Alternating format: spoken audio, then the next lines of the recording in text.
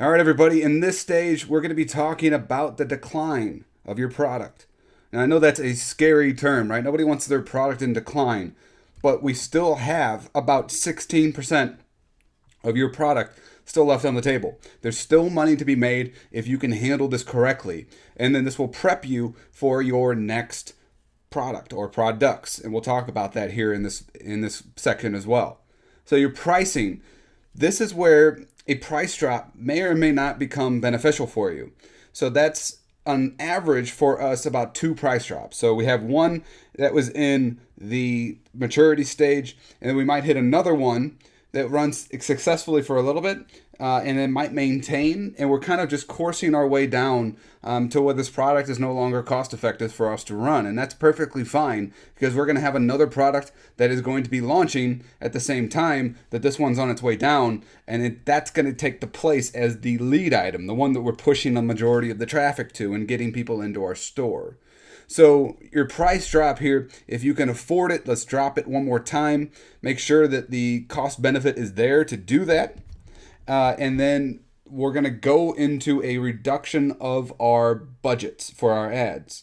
And that's basically going to help us scale backwards. We're going to go backwards the same way that we went forwards, right? So if your ROI is dipping and you're only getting about 50% of your ROI, then you need to basically go backwards the same amount you went forward. So we'll have that listed out for you and explain that a little bit more in that section in that video. You're adding value to your product if possible here.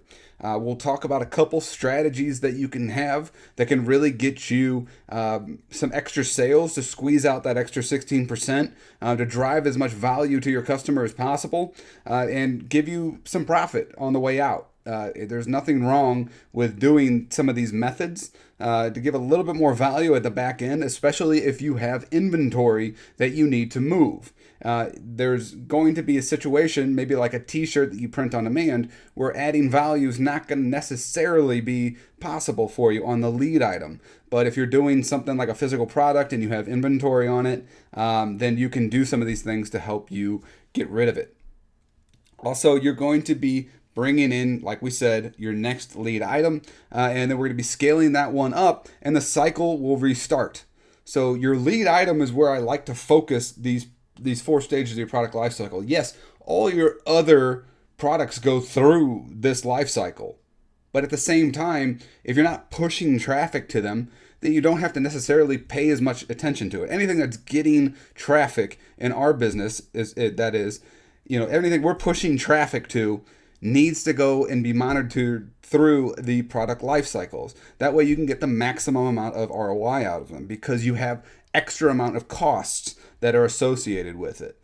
And so that's why you want to pay attention to these life cycles above and beyond any of the other products you have listed in the store that are just maybe print on demand, or you're okay holding the inventory and you're just trying to move it out as much as possible, or one off at a time. So let's go into the next video and we'll start talking about your pricing. Take care.